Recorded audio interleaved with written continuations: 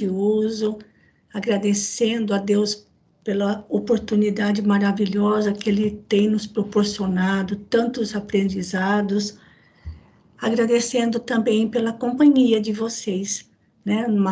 Mais uma noite gelada aqui para nós.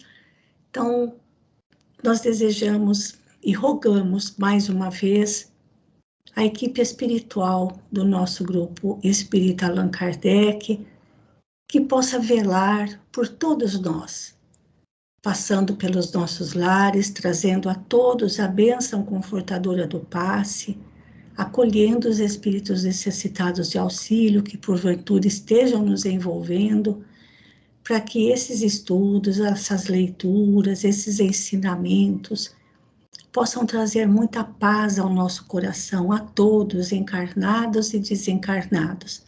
Então, para iniciar as nossas atividades desta noite, a prece de abertura fica por conta da Marina. Por favor, Marina. Então, boa noite a todos. Boa então, noite. Vamos elevar nosso pensamento a Deus e pedir mais uma vez que Ele nos ajude, que nos auxilie na noite nos estudos de hoje, que a equipe espiritual da casa também esteja presente e possa também nos auxiliar para entendermos as lições de hoje. Permaneça conosco, Senhor, hoje e sempre. Que assim seja. Graças a Deus. Muito obrigada. Pessoal, na semana passada, eu mandei pelo grupo do WhatsApp do nosso NEP 4 imagens de quadros de Rembrandt, mostrando Simão Pedro e Paulo Apóstolo. Então, como nós temos a Ritinha, que é estudada nessas artes, ela vai fazer alguns comentários para nós a respeito desses quadros, porque nós olhamos somente para a beleza que eles têm, mas sem perceber os detalhes. E assim a gente pode sentir um pouco mais de perto a grandiosidade dessa obra e mais ainda a grandiosidade desses dois grandes vultos do cristianismo. Então, Ritinha, por favor, vem inicialmente aqui para lá. Então, primeiro, as duas imagens de Simão Pedro. Rembrandt foi um artista holandês, é isso, Ritinha? Esqueci de abrir o áudio. Boa noite, Marisa. Já apareceu aí a imagem para você? Já apareceu, sim. Tá. É isso mesmo. Rembrandt é um pintor holandês. Ele nasceu no dia 15 de julho de 1606 e faleceu em 4 de outubro de 1669. Uhum. Então, é do século 17. Isso. E esse estilo de pintura, a gente chama de pintura barroca. Então, isso que significa? Que é um estilo bastante rebuscado e cheio de adornos. Então, a gente vê pelas vestes, né, que tem bastante dobra, bastante luz e sombra. E o que a gente pode observar nesses quadros? Que a luz é uma luz, sempre no período barroco, isso é predominante. É uma luz artificial e sempre em diagonal. Pode ver que na primeira imagem, a luz bate bem no rosto. É Simão Pedro, né? Sim, é. Então, bate bem no rosto de Simão Pedro e desce, e depois vira a luz. Então, quer dizer, o pintor ele fazia esse foco de luz artificial para poder pintar a imagem do quadro nesse período barroco, que vem depois do Renascimento. Então, a outra imagem é a mesma coisa. A luz vem sempre na diagonal. E o que eles querem mostrar com isso? Essa luminosidade, ele também a gente pode chamar que foi uma das maiores expressões do luminismo. Por quê? Por causa da intensa luminosidade que eles colocavam nos quadros. E o que eles querem mostrar com essas imagens que eu falei, que é estilo rebuscado, cheio de exagero. E esse contraste é transmitido pela luz e pela sombra, porque é muito intensa a luz e a sombra, porque olha do outro lado do quadro, nessa diagonal que tem a figura de Simão Pedro, como é tudo escuro. Então, essa luminosidade, essa gradação de claridade é que vai dar a emoção do quadro. Então, ele vai partindo do claro, do escuro, para dar essa representação de maior expressão. Então, a gente vê a expressão de Simão Pedro, um rosto sofrido, Sim. um rosto, assim, amargurado, pesado. Sim. É uma pintura pesada, porque esse contraste de sombra e de luz é muito intenso, é até um exagero. Uhum. Então, isso faz dar maior emoção para o quadro, transmitir maior emoção. E esse período do Barroco surgiu junto com a Reforma Protestante de Martinho Lutero. Olha. Então, foi um período assim muito difícil, né, para os cristãos. Mas esse tipo de trabalho veio fortalecer a vida espiritual. Olha que interessante. Porque até então, lá no Renascimento, o predomínio era da emoção e eles queriam ter o sentimento e a razão, esse equilíbrio da razão e da emoção. E já no Barroco é mais a expressão de emoção. Eles querem mostrar o sentimento, assim como a gente vê no rosto de Simão Pedro. Sim. Essa emotividade. E como eu falei, né, a disposição da luz sempre em diagonal. Uhum. E com isso fica mais evidente a expressão. Isso. Vamos ver. É uma pintura bastante realista e cheia de detalhes. Aqui a gente não pode dizer tantos detalhes, porque o escuro está predominando muito. Sim. Mas em outros trabalhos que a gente tem de outros artistas, a gente pode ter essa característica bastante presente. Isso. E outra coisa também é que ele exprime grande expressividade e forte dramaticidade. Porque é verdade. A sua emoção é um drama, é dramático. Sim. Então, a luz e a sombra aí é o que fala tudo.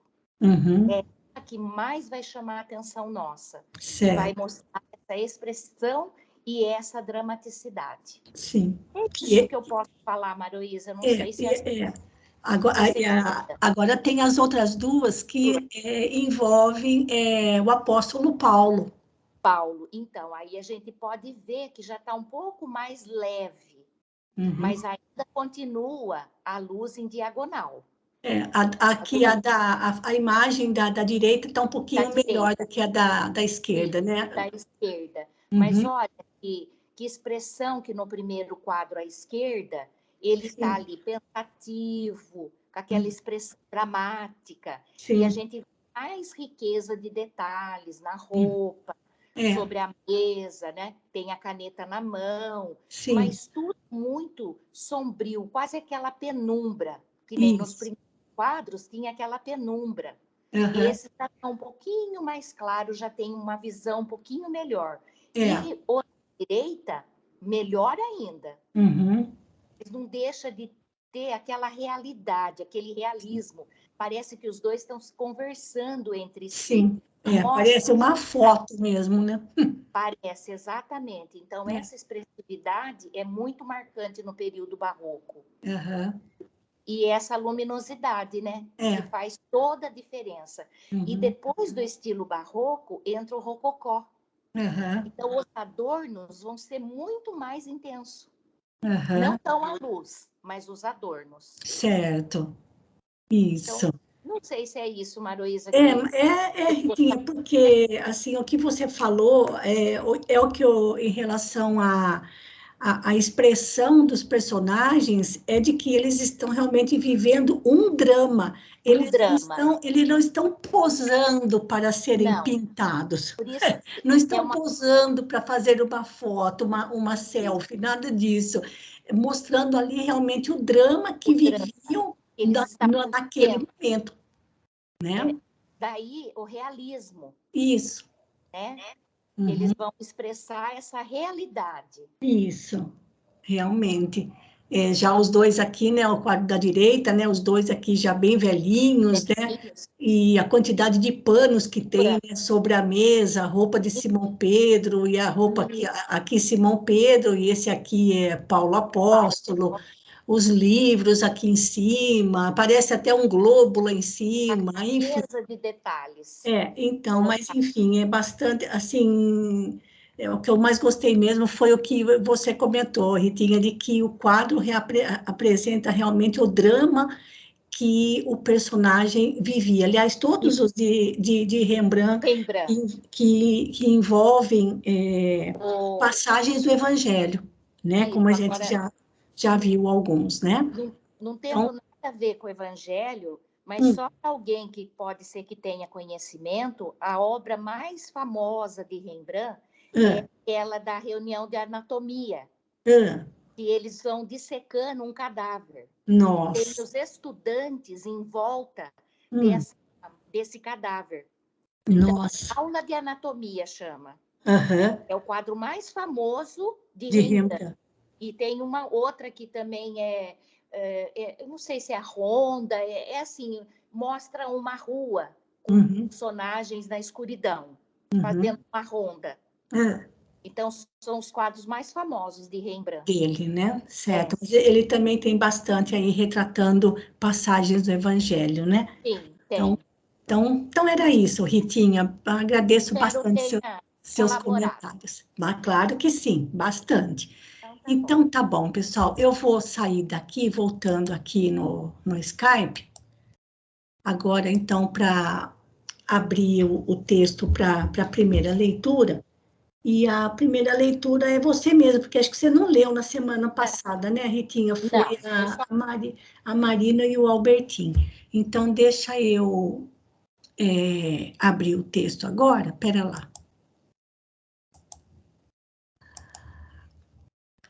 Bom, gente, nós, só dando uma rápida repassada no momento em que nós paramos, da narrativa, né? Simão Pedro na igreja de Antioquia, e aquela discussão entre judeus e judeus que haviam judeus cristãos e os gentios, e Paulo bastante franco, sincero, com a postura de Simão Pedro, que inicialmente era todo amigo dos gentios, depois ficou extremamente retraído com a chegada de 3 pessoas vindas de Jerusalém por parte de Tiago, lá da Casa do Caminho, e Paulo pede para que Simão Pedro se manifeste, e aí ele coloca essas palavras que deixaram a gente assim causaram um impacto bastante grande para nós. Com essas palavras: tenho medido a misericórdia do Senhor pela profundidade do abismo de minhas fraquezas, pede perdão se errou, né, em relação aos irmãos de Antioquia. Ele se submetia ao julgamento dos irmãos cristãos, da comunidade cristã de Antioquia, mas também pedia para que todos colocassem a mão na consciência e pensassem também nas próprias atitudes, nas próprias ações. Ficou todo mundo de queixo caído, e ainda colocando, né, que ele reconhecia a extensão das suas necessidades espirituais, portanto não se colocava acima de ninguém, e pede então para que Paulo fizesse os comentários do Evangelho daquela noite. E foi aí que nós paramos, nesse parágrafozinho 17, que a gente retoma, então, a partir daqui. Bom, gente, devo avisá-los de que, ainda para o nosso tempo que temos hoje, que o ambiente ainda vai continuar bastante tenso, mas depois a gente vai compreender de uma maneira bem diferente o que significa quando a intervenção amorosa do Cristo chega aos encarnados. É uma coisa impressionante. Como vem a maneira pela qual a solução aparece é algo impressionante, servindo também para consolidar nossa fé, tá bom? Então, por favor, Ritinha, vamos um pedacinho e depois a gente passa um pouquinho para a Elaine, que na semana passada estava lá com um probleminha no seu áudio. Vamos ver se hoje dá certo dela ler um pedacinho aqui para nós. Pode continuar, Ritinha, por favor.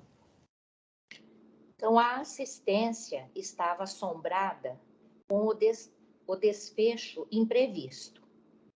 Esperava-se que Simão Pedro fizesse um longo discurso em represália. Ninguém conseguia recobrar-se da surpresa.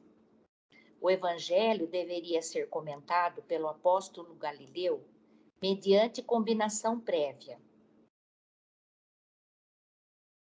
Mas o ex-pescador, antes de sentar-se de novo, exclamou muito sereno: peço ao nosso irmão Paulo de Tarso o obséquio de consultar e comentar as anotações de Levi.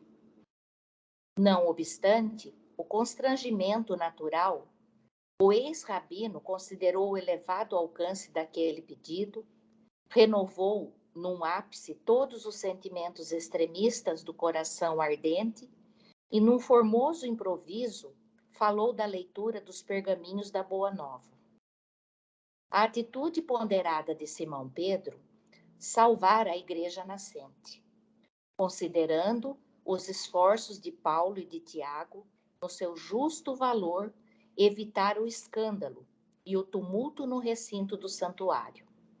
À custa de sua abnegação fraternal, o incidente passou quase inapercebido na história da cristandade primitiva. E nem mesmo a referência leve de Paulo na Epístola aos Gálatas, a despeito da forma rígida, expressional do tempo, pôde dar ideia do perigo iminente de escândalo que pairou sobre a instituição cristã naquele dia memorável. Então aí a gente vê, né, a sabedoria de Simão Pedro em conduzir a situação para que não ficasse uma situação mais difícil do que já estava, para não criar um ambiente de mais discórdia, de mais falação. Então, ele, com essa atitude, ele acalmou o ânimo de Paulo de Tarso para que ele pudesse fazer os seus comentários, ler os pergaminhos, né, da escrita de Mateus, e com isso ele foi apaziguando a situação. Então, é como você sempre fala, né, que Simão Pedro foi um grande pacificador, né? Sim. Então, pacificou naquele momento a situação que já estava começando a ficar insustentável. Isso. E realmente, só naquele trechinho que nós lemos na semana passada, na carta que Paulo escreveu aos Gálatas, no capítulo 2, é que ele comenta, é só lá que ele comenta, que houve ali um entrevero por causa de judeus e gentios, porque nos Atos dos Apóstolos nada foi mencionado. Então, veja que Emmanuel traz esse incidente mostrando a gravidade que ele teve na história da cristandade primitiva, passando desapercebido, né? E olha que coisa, né? E a gente vai ver que a situação ainda ficou bastante tensa ainda, né? Não terminou por aqui, não terminou por aqui. Então vamos lá, Ritinha, mais um pouco. A reunião terminou sem novos atritos. Simão aproximou-se de Paulo e felicitou-o pela beleza e eloquência do discurso.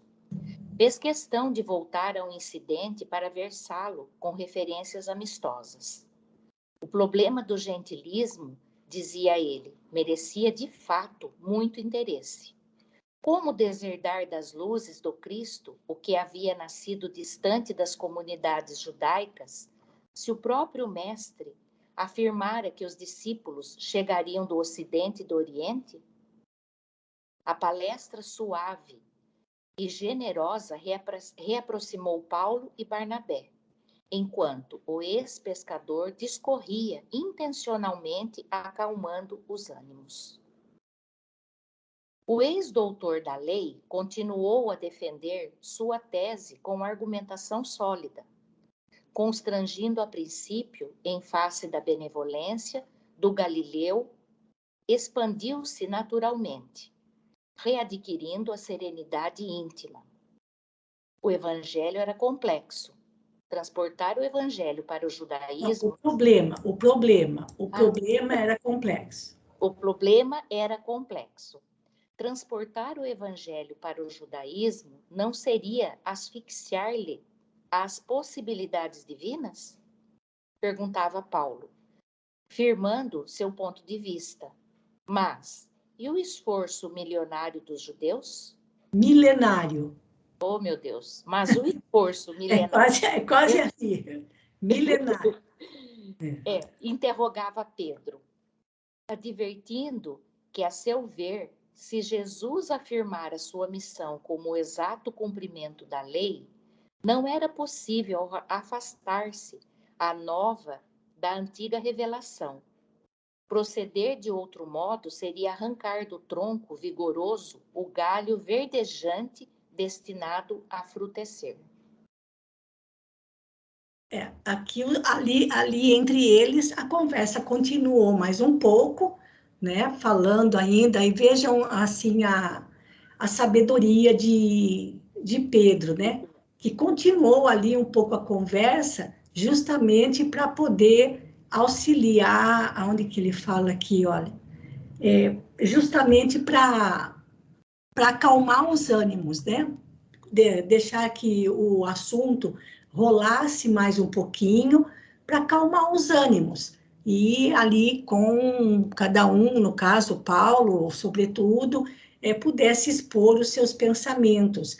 E aí, Pedro, sempre afinado com as palavras de Jesus, né, dizia como deixar de lado, ou seja, como não levar as luzes do Evangelho para aqueles que não eram judeus. Que ele fala, né? Para quem havia nascido longe das comunidades judaicas, ou seja, para quem não era judeu. Se o próprio mestre tinha falado que os seus discípulos viriam do Oriente e do Ocidente. Ou seja, não ficaria restrito e fechado à nação judaica. Né? E isso, inclusive, ajudou na reaproximação de Paulo e Barnabé, porque Paulo, com a sua franqueza, não concordava com a postura de Simão Pedro, e Barnabé, por sua vez, respeitava muitíssimo a Simão Pedro e procurava defendê-lo do seu modo. Então, de alguma forma, ali, os ânimos foram se acalmando, mas, como diz Emmanuel aqui, o problema continuava complexo, porque tentar levar o evangelho para os judeus, e a religião dos judeus era o judaísmo, né? Judaísmo era a religião dos judeus. Poderia, por fim, acabar abafando, asfixiando as lições de Jesus. E aí Pedro, por outro lado, ele fala, mas e o esforço milenário dos judeus? Porque o judaísmo já era milenar, surgindo com Moisés, 1.800 anos antes de Jesus. Então, como arrancar, ou seja, como tirar, como que dizendo, você só pode seguir Jesus se você deixar de lado as suas crenças que o judaísmo te deu. Ao longo dos séculos, por meio dos pais, dos patriarcas, da tradição religiosa de uma nação inteira. Não ia ser de um dia para o outro. Então, eram situações diferentes que iriam exigir soluções diferentes. Uma solução única para todos não seria possível. Então, Simão Pedro, de um lado, não que ele defendesse os judeus, porque ele tinha o mesmo sentimento de Paulo, que os ensinamentos de Jesus eram libertadores. Mas, por outro lado, ele reconhecia a dificuldade dos judeus de abandonarem as suas práticas religiosas que vivenciavam no judaísmo. Era muito, embora aceitassem os ensinamentos de Jesus. Então, a cada coisa, a seu tempo, para situações diferentes, as soluções teriam que ser diferentes. Mas uma coisa deveria ser a mesma.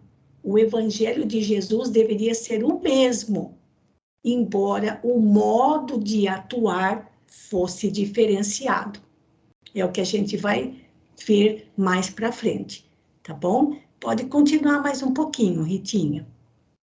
Examinando aqueles argumentos ponderosos, Paulo de Tarso lembrou, então, que seria razoável promover em Jerusalém uma assembleia dos correligionários mais dedicados para ventilar o assunto com maior amplitude.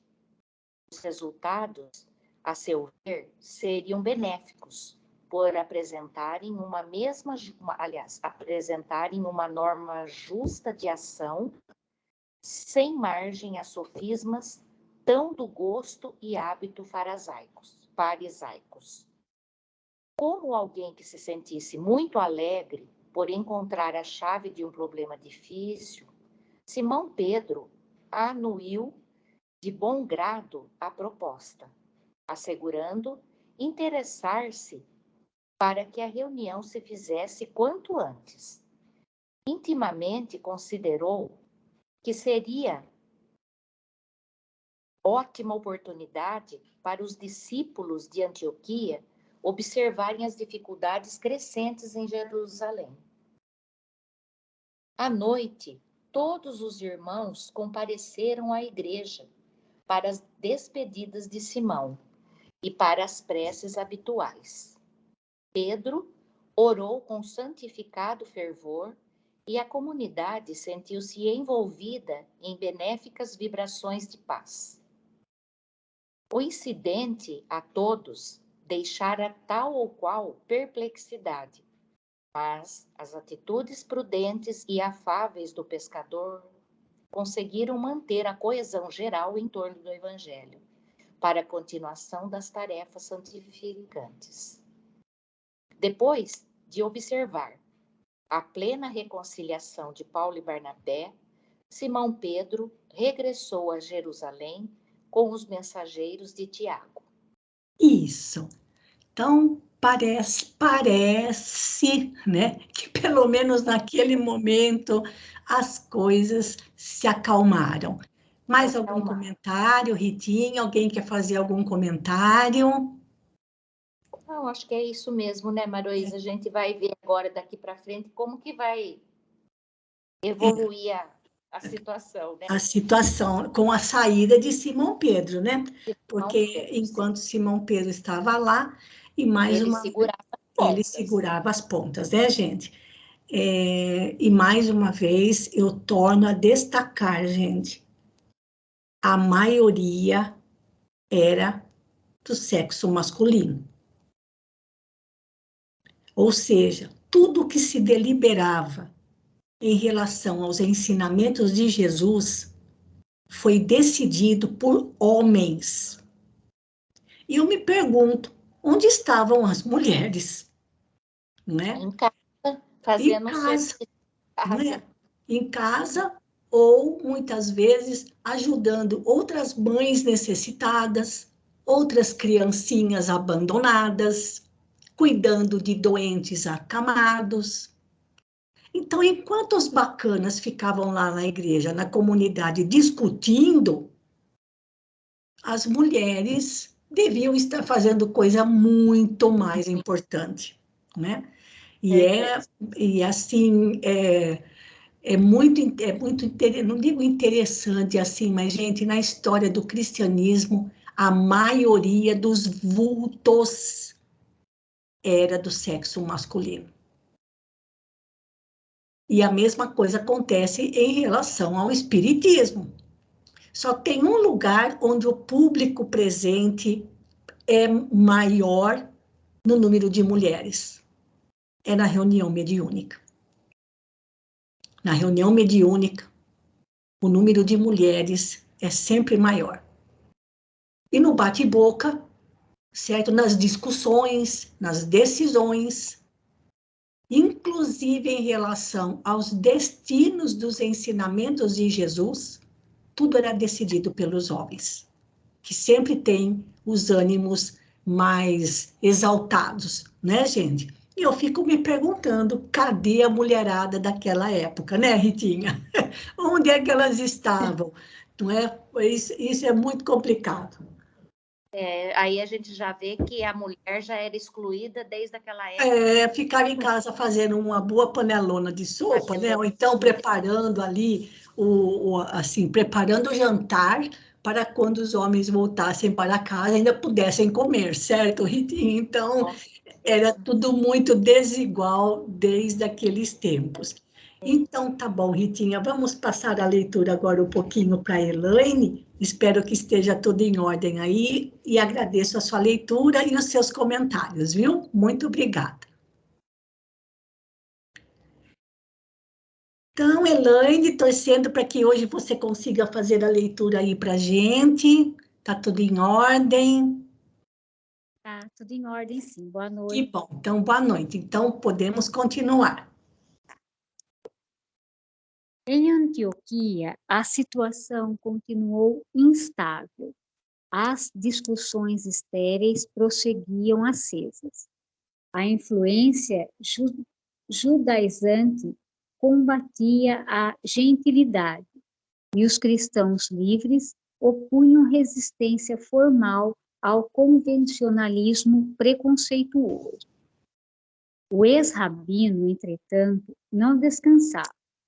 Convocou reuniões nas quais esclareceu as finalidades da Assembleia que Simão lhes prometera em Jerusalém, na primeira oportunidade.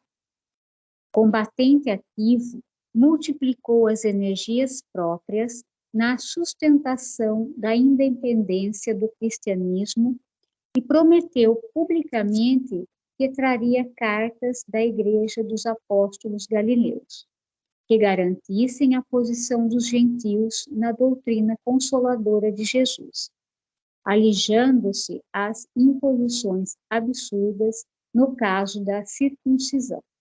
Só um pouquinho, um comentário aqui, Elaine. Tão só Simão Pedro foi embora, a situação continuou instável. As discussões prosseguiam estéreis, acesas, ou seja, a coisa não sossegou. Por quê? Por que não sossegaram?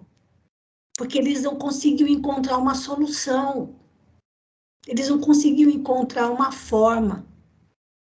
Os judeus queriam que os não-judeus se submetessem ao convencionalismo preconceituoso que o judaísmo impunha, e, por outro lado, os não-judeus, gente, aqui gentilidade não tem nada a ver em ser gentil, gentil com L, é gentio, ou seja, os não-judeus. Os não-judeus entendiam o evangelho livre, livre de preconceitos de uma religião formalizada e preconceituosa, como era o judaísmo. Então, estava esse choque. E Paulo defendia a independência do cristianismo. Ou seja, os ensinamentos de Jesus não deveriam ficar subordinados a nenhuma crença religiosa. E isso não é fácil, hein, gente? Então, o negócio já começou desde aquela época, no primeiro século já do cristianismo. Então, para acalmar os ânimos, né, Paulo pediu que Pedro conseguisse uma reunião lá na Casa do Caminho em Jerusalém, com os principais trabalhadores da casa, e que eles redigissem uma carta garantindo aos não-judeus que não seria necessário a eles se submeterem às imposições absurdas, principalmente os homens, na questão da circuncisão. Então, foi essa a promessa de Paulo, trazendo essa carta, uma carta que garantisse para todas as igrejas que aqueles que não fossem judeus não eram obrigados a se submeter aos preconceitos do judaísmo para serem aceitos na comunidade cristã, porque estavam divididos, certo, gente? Isso era o que acontecia, né? Lembrando sempre, público predominantemente masculino, tá? Pode continuar. Aqui suas providências. Suas providências e promessas acendiam novas lutas. Os observadores rigorosos dos preceitos antigos duvidavam de semelhantes concessões por parte de Jerusalém. Paulo não desanimou. Intimamente idealizava sua chegada à Igreja dos Apóstolos. Passava em revista, na imaginação supercitada, toda a argumentação poderosa a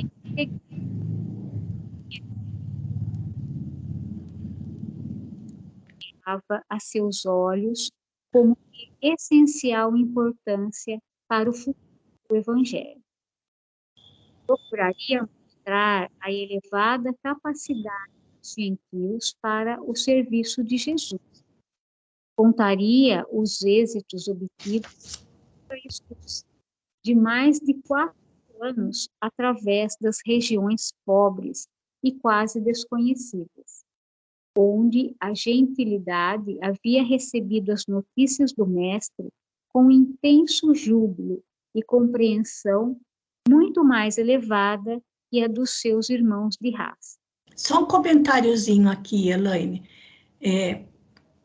Paulo, acho que não conseguia nem dormir de noite, porque ele ficava, como ele fala aqui, né, com a imaginação super excitada, já tentando deixar montado na sua mente o discurso que ele iria fazer na Igreja do Caminho em Jerusalém. E já se colocava como vencedor na questão que ele defendia, a liberdade do Evangelho, sem a imposição do judaísmo. E olha, ele procuraria mostrar a elevada capacidade dos gentios para o serviço de Jesus. Ou seja, os judeus achavam que somente eles, por serem judeus, é que eram os melhores cristãos. Só podia ser um verdadeiro cristão aquele que fosse judeu. Vejam que a coisa continua exatamente a mesma, né, gente? Só é bom cristão quem é católico? Só é bom cristão quem é protestante? Só é bom cristão quem é espírita? A questão continua a mesma. Então, era isso que Paulo queria mostrar para os cristãos ou para os representantes principais da Igreja do Caminho em Jerusalém, que não havia necessidade de seguir as regras do judaísmo para ser um cristão a serviço de Jesus. E outra coisa também, quando Paulo fez a primeira viagem, eu acho que eu devo ter comentado com vocês que demorou 2 anos, não, agora aqui a confirmação, foram 4 anos a primeira viagem de Paulo, 4 anos. A longa excursão de mais de 4 anos pelo interior da Turquia, onde a gentilidade, ou seja, os gentios, os não-judeus, que eram pagãos, que viviam muitas superstições, vivenciavam muitas superstições, mais especificamente na Turquia, seguiam muito a mitologia grega por influência da cultura grega local, que praticamente está ali do lado, e levar a palavra de Jesus a eles. É só alguém com a capacidade de Paulo para fazer isso. Então, ele tinha experiência própria, uma experiência que os gentios fechados, eles eram muito fechados. A nação judaica, o povo judeu era muito fechado, muito orgulhoso e muito intransigente com quem não fosse judeu. Ora, mas Paulo era judeu e compreendeu instantaneamente, compreendeu muito em todo o sofrimento dele, antes dessa primeira viagem, que os ensinamentos de Jesus eram para todos, libertador de consciências. Ou seja, com exceção de Simão Pedro, Paulo era o único que entendia isso, enquanto os judeus, propriamente, lá em Jerusalém, fechadinhos no seu mundo, não sabiam de nada disso. E Paulo podia falar com conhecimento de causa, porque ele vivenciou isso na sua primeira viagem na Turquia. Tá, gente? Ninguém pode falar do que não conhece, do que não tenha vivenciado, experimentado. E nesse caso, os judeus não tinham experimentado nada, ficavam só fechados ali no seu mundinho cheio de regras religiosas. Então, continuando aqui, Elaine, gente, é muito importante a gente conhecer essa questão para a gente ver, para a gente já ir tomando ideia, formando ideia do tamanho da tarefa de Paulo, que daqui a pouquinho, logo, não hoje, tá? Hoje acho que não, mas mais para frente, talvez já na próxima semana, a gente vai descobrir o tamanho dessa tarefa. Pode continuar, Elaine. Aqui, ó. Alargando os projetos generosos, deliberou levar em sua companhia o jovem Tito, que, embora oriundo das fileiras pagãs, e não obstante contar 20 anos incompletos, representava na igreja de Antioquia uma das mais lúcidas inteligências a serviço do Senhor. Desde a vinda de Tarso, Tito afeiçoara-se-lhe como um irmão generoso. Notando-lhe a índole laboriosa, Paulo ensinava-lhe o ofício de tapeceiro, e fora ele o seu substituto na tenda humilde, por todo o tempo que durou a primeira missão.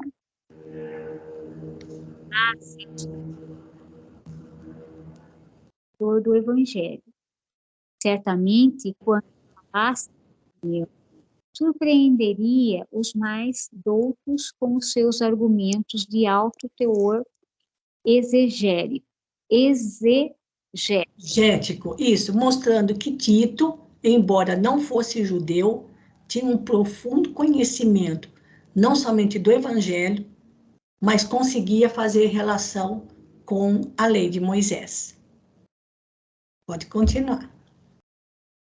Acariciando esperanças, Paulo de Tarso tomou todas as providências para o êxito de seus planos para que o êxito de seus planos não falhasse.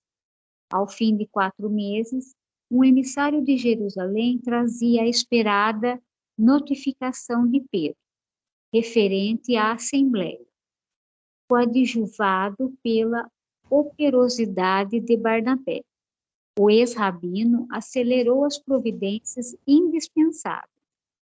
Na véspera de partir, subiu à tribuna e renovou a promessa das concessões esperadas pelo gentilismo, insensível ao sorriso irônico de alguns israelitas disfarçavam cautelosamente. Na manhã imediata, a pequena caravana partiu. Compunham-na Paulo e Barnabé, Tito e mais 2 irmãos, que os acompanhavam em caráter de auxiliares. Uma viagem vagarosa, escalando em todas as aldeias para as pregações da Boa Nova, disseminando curas e consolações. Só lembrando, né, gente, que de Antioquia até Jerusalém eram aproximadamente uns 700 quilômetros. Então, era uma boa pernada, certo? Então, vamos mais um pouquinho. Depois de muitos dias, chegaram a Jerusalém, onde foram recebidos por Simão, com inexcedível contentamento. Em companhia de João, o generoso apóstolo ofereceu-lhes fraternal acolhida. Ficaram todos no departamento em que se localizavam numerosos necessitados e doentes. Paulo e Barnabé examinaram as modificações introduzidas na casa. Outros pavilhões, embora humildes, estendiam-se além, cobrindo não pequena área. Os serviços aumentaram, explicava Simão bondosamente. Os enfermos que nos batem as portas multiplicam-se todos os dias. Foi preciso construir novas dependências. A fileira de catres parecia não ter fim. Aleijados e velhinhos distraíam-se ao sol, entre as árvores amigas do quintal. Isso, gente, fazia um bom tempo que Barnabé e Paulo não estavam em lá na casa do caminho. Barnabé foi a pedido de Simão Pedro que Barnabé foi para Antioquia e de Antioquia foi chamar Saulo, que na época vivia na cidade de Tarso. E ficou 3 anos lá sozinho, trabalhando como tecelão. E Barnabé foi chamá-lo para a igreja de Antioquia, por sugestão de Pedro, de Simão Pedro. E Paulo só ficou, aliás, ainda era Saulo, né? Como Saulo, ele foi recebido, vocês se lembram disso, na igreja, quando ele voltou do deserto, completamente doente, sem dinheiro, irreconhecível. E foi justamente Barnabé que foi à procura dele na hospedaria onde ele havia ficado, né? E pagou as despesas e depois levou Saulo para a casa do caminho. Então, depois disso, Saulo não tinha mais voltado lá. Ele foi embora, porque a conselho de Pedro, ele foi aconselhado por Pedro a sair da cidade. Então, já fazia muitos anos que tanto um quanto o outro não voltavam para Jerusalém, mais especificamente na casa do caminho, e viram que lá as coisas tinham aumentado bastante, né? Acho que dá para ler mais um pouquinho, Elaine, acho que mais um parágrafozinho só, acho que só mais esse parágrafo que é um pouquinho extenso. Pode continuar. Paulo estava admirado com a amplitude das obras. Daí a pouco, Tiago e outros companheiros vinham saudar os irmãos da instituição antioquiana. O ex-rabino fixou o apóstolo que chefiava as pretensões do judaísmo. O filho de Alfeu aparecia-lhe agora radicalmente transformado. Suas feições eram de um mestre de Israel, com todas as características indefiníveis dos hábitos farisaicos. Não sorria, os olhos deixavam perceber uma presunção de superioridade que raivava pela indiferença. Seus gestos eram medidos como os dos sacerdotes do templo, nos atos cerimoniais. O tecelão de Tarso tirou suas ilações íntimas e esperou a noite em que se iniciariam as discussões preparatórias. Ilações são as suas conclusões ou pensamentos preliminares, né? A claridade de algumas tochas sentavam-se em torno de extensa mesa diversas personagens que Paulo não conhecia. Eram novos cooperadores da igreja de Jerusalém, explicava Pedro com bondade. O ex-rabino e Barnabé não tiveram boa impressão, à primeira vista. Os desconhecidos assemelhavam-se a figuras do sinédrio, na sua posição hierárquica e convencional. Imagina o desconforto que eles tiveram ao reencontrar Tiago, que é Tiago, filho de Alfeu, não podendo confundir com o outro Tiago, irmão de João Evangelista. E ele, como sempre, defensor das leis de Moisés, impõe cada vez mais exigente e mais rigoroso em relação à observação das leis de Moisés para os cristãos na casa do caminho. E ele tinha tomado todas as características de um sacerdote judaico no templo. E Saulo de Tarso, que vivenciou isso tão de perto, nem parecia mais um judeu ao lado daquela gente. Então, como diz Emmanuel aqui, que Barnabé e Paulo não tiveram, assim, uma impressão das mais favoráveis à primeira vista, né, gente? Então, parecia para eles que eles estavam mediante uma reunião do Sinédrio, cheio de sacerdotes, doutores da lei, ricamente vestidos, cheio de mesuras, bem parecido com uma reunião da Suprema Corte aqui para nós no Brasil, cheio de mesuras, cheio de rituais, de formalismos, até o jeito que pega na caneta, até o jeito que senta na cadeira, até o jeito que arruma a capa nas costas, e tem que ter alguém só para arrumar a cadeira para ele sentar. Então, as coisas estavam nesse pé, na casa do caminho, e eles não conheciam ninguém, com exceção de Simão Pedro, e o próprio Tiago, que já era conhecido deles desde antes, mas vejam só, esse Tiago sequer sorria, e tinha uma aparência, onde ele fala aqui, olha, uma presunção de superioridade que raiava pela indiferença. Só lembrando, gente, que os fariseus eram impiedosos, de tão rigorosos que eram com a observância dos cultos exteriores.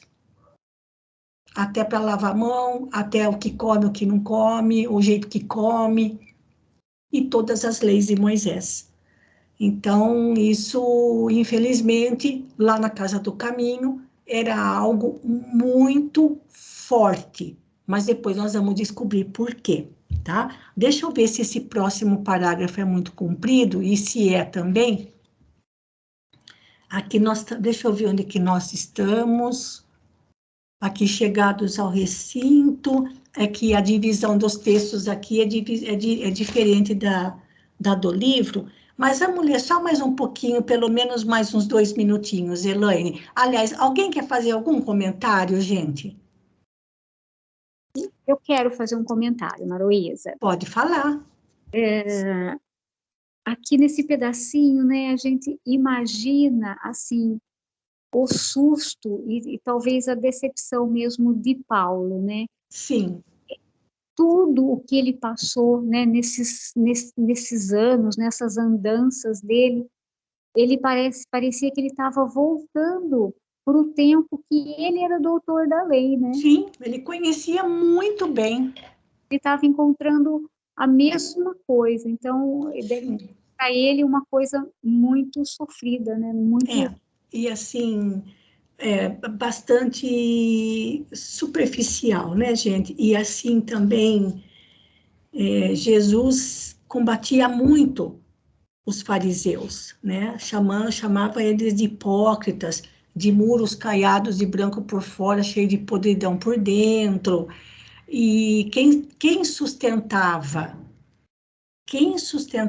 esta situação, quem estava à frente desta situação, na Casa do Caminho, que não era uma instituição que não tinha a riqueza e a opulência do templo, certo, gente?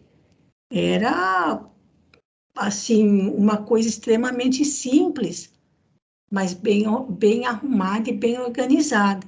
Mas quem sustentava a presença de judeus, cristãos, mas que não conseguiam abandonar o convencionalismo das leis de Moisés, quem sustentava essa situação, quem aguentava isso, era Tiago, filho de Alfeu. Tá bom? Acho que melhor a gente parar por aqui, então paramos aqui, tá bom, gente? Nós chegados ao recinto, no parágrafo 25. Alguém quer fazer algum comentário? Oi, Maruísa, boa noite. Oi, Tiago, boa noite. Deixa eu tentar só fazer um comentário rápido, Pode falar. para não atrapalhar o tempo aqui. É que você tocou num ponto que eu achei bem importante, né? Que você comentou que Jesus, ele combatia, de certa forma, esses fariseus, né? Sim. Dito isso, Maruísa, eu estou tendo a impressão, é lógico, é inegável que a atitude de Simão Pedro é louvável, né? De manter o equilíbrio, de manter o cristianismo vivo. Mas, ao mesmo tempo, eu tenho a impressão que ele tem uma atitude muito semelhante de quando ele negou que Jesus. Parece que ele não toma partido, ele fica meio morno, ele deixa as coisas irem rolando, assim. Vai rolando, certo. Eu não sei, assim, é lógico, não dá para comparar ele com o Cristo, mas Jesus, no lugar dele, eu acho que já tinha cortado isso aí, já. Olha, o Tiago, não sei se você já leu o livro ou se você já leu há mais tempo e esqueceu, mas na próxima semana nós vamos descobrir o porquê dessa postura dele. Se você quiser, tá. Não, tá bom? eu já li o livro, mas faz muito tempo, eu não lembro muito Então, se bem. você quiser dar uma espiadinha para ver o que vai acontecer e a razão de tudo isso, e aí é que a gente vai descobrir, gente, quando a espiritualidade superior interfere, quando a ordem vem de Jesus, quando a intervenção vem por parte do Cristo, as coisas mudam completamente de figura, tá bom? Então fica aí a curiosidade para quem quiser dar uma espiadinha para descobrir o que vai acontecer e o porquê de Simão Pedro ter essa postura, tá bom? Eu não vou contar, não vou dar um spoiler aqui, senão vai perder a graça, tá certo? Tá bom? Então, voltando aqui então para a tela do Skype, gente, vamos para a nossa prece final, e quem vai fazer a prece final para a gente é a Ritinha. Por favor, Ritinha, finalizando. Então, finalizando a nossa reunião de hoje, o nosso estudo, nós só temos que agradecer, Senhor, por mais esta oportunidade de estarmos conhecendo todas essas desavenças, todas essas questões que nós estamos vivenciando aí no livro, e nós ficamos, né, esperando a próxima leitura para que a gente possa conhecer melhor tudo que Emmanuel relata neste livro. Tudo é conhecimento para nós, tudo é aprendizado. Então, pedimos a Deus, nosso Pai, que continue nos abençoando, abençoando a todos os participantes do grupo, para que na próxima semana tenhamos a oportunidade novamente de estarmos reunidos para aprender, para estudar, para conhecer, para vivenciar esses momentos. Que Deus, nosso Pai, abençoe a cada um de nós que estamos aqui encarnados e também os desencarnados que convivem conosco durante esse período de estudo. Pedimos também, Senhor, que ampare os nossos entes queridos, a nossa família, o trabalho de cada um, o caminhar de cada um de nós. Que possamos estar sempre com o objetivo, com o propósito, nessa caminhada dos ensinamentos de Jesus. Que Deus abençoe a todos. Muito obrigada pela participação. E até a próxima semana, se Deus nos ajudar. E Ele vai ajudar a cada um de nós para que isso aconteça. Muito obrigada, Senhor. Que assim seja. Uma boa noite a todos. Então, queridos irmãos, queridos amigos, muito obrigada pela companhia mais uma vez. Bom descanso e até sexta-feira, se Deus quiser, com a nossa roda de leituras. Muito obrigada mais uma vez, fiquem com Deus e um grande abraço.